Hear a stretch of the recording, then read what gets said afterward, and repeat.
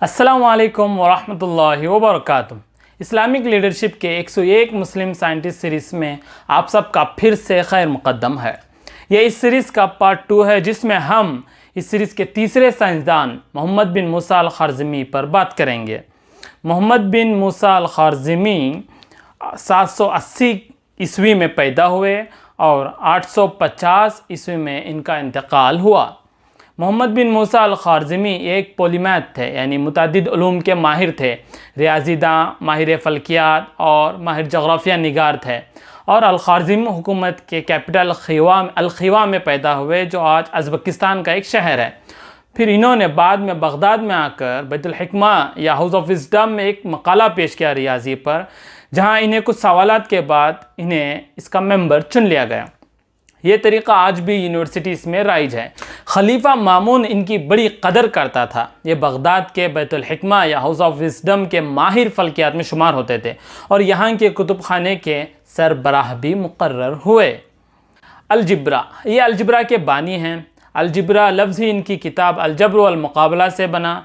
عربی میں الجبرا کے معنی ہیں کسی ٹوٹی چیز کو صحیح کرنے کے ہیں، جسے انہوں نے لوگوں کے روزمرہ کے معاملات کو حل کرنے کے لیے خلیفہ مامون کی فرمائش پر لکھا تھا، جس میں میراث، وصیت، تقسیم، تجارت، خرید و فروخت، کرنسی کا تبادلہ ایکسچینج، کرایہ اور عملی طور پر زمین کو ناپنے، دائرے کا قطر کو ناپنے کے لیے، اور بعض دیگر اجسام جیسے ثلاثی رباعی اور پیرامڈ وغیرہ کو ناپنے کا طریقہ دکھایا گیا ہے۔ اس کتاب کی خصوصیت یہ ہے کہ اس کتاب کو الخوارزمی نے علمی اور منطقی طور پر علم حساب سے الگ ثابت کیا ہے۔ اس میں الجبرا کا اہم کارنامہ یہ ہے کہ اس میں مربع کو مکمل کر کے چوکور مساوات کو حل کرنا سکھایا گیا ہے۔ یہ ایک ایسا علم تھا جسے ہندوستانی ریاضی داں نہیں جانتے تھے۔ اس کتاب کا اصلی نسخہ آکسفورڈ میں موجود ہے۔ الجبرا آج کی دنیا کی ترقی میں کہاں کہاں استعمال ہوتا ہے۔ الجبرا کے بغیر آج تصور بھی مشکل ہے۔ روزمرہ کی زندگی سے لے کر آرٹ، فن تعمیر کا صحیح تناسب لگانے کے لیے استعمال ہوتا ہے تاکہ ایک شاہکار پیش کیا جا سکے۔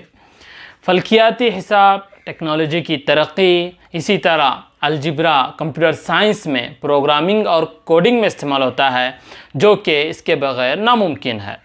مختصر یہ کہ آپ جتنا ترقی کریں گے اتنا ہی الجبرا کی ضرورت محسوس کریں گے، کیونکہ الجبرا آپ کے کام کو آسان، مؤثر اور آپریٹیو بناتا ہے۔ ارتمیٹک، اس کے بعد ان کا علمی کارنامہ ان کی کتاب الحساب الہند اور کتاب الجمع والتفریق الحساب الہند ہے، جس کو لیٹن میں ترجمہ کیا گیا ہے۔ اس کا انگریزی نام دا بک آف انڈین کمپیوٹیشن ہے، لیکن اس کی اصلی کتاب، عربی کتاب آج موجود نہیں ہے۔ یہ ریاضی کے بنیادی علم ارتمیٹک پر ہے۔ اس کتاب میں ہندوستانی نمبرز اور یا ابتدائی علم حساب سیکھنے کے لیے تختی پر سوکھی ریت ڈال کر لوہے کے قلم نما چیز سے لکھنے کو سکھایا گیا ہے، جسے آسانی سے مٹھایا جا سکتا ہے۔ یہ طریقہ 3 صدیوں تک مستعمل رہا۔ الگورتھم، چونکہ الخوارزمی کا لاطینی نام الگورزم تھا، تو اسی لیے حساب کو بھی یورپ میں الگورتھم کہا جانے لگا، اور آہستہ آہستہ اس نے ابیکس کی بھی جگہ لے لی۔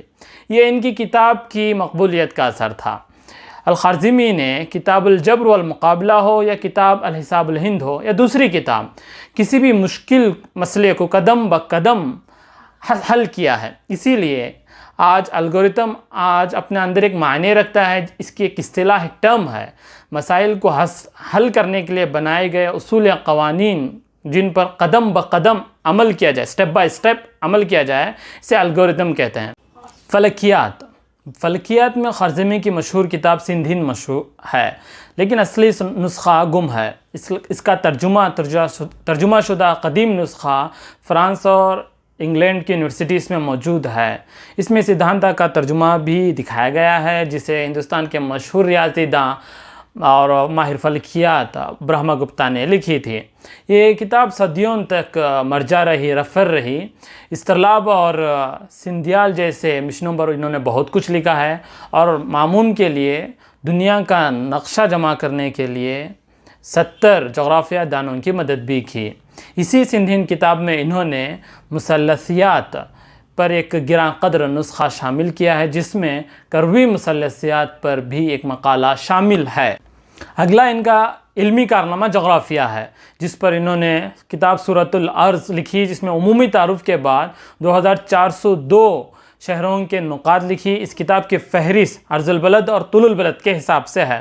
یہ کتاب 833 میں مکمل ہوئی۔ اس کا ایک ہی نسخہ ہے جو فرانس میں موجود ہے، یعنی فرانس کے اسٹراسبرگ یونیورسٹی لائبریری میں موجود ہے۔ خلاصہ کلام یہ کہ ریاضیاتی علوم میں یورپ کبھی بھی ترقی نہ کرتا، ڈیولپ نہ ہوتا، اگر اس کے میتھمیٹیشین خوارزمی سے کاپی نہ اس کی نقل نہ کرتے، اس کی کتابیں ٹرانسلیٹ نہ ہوتی۔ ان کے بغیر آج موجودہ زمانے کا تمدن، تہذیب بہت زیادہ تاخیر کا شکار ہو جاتی۔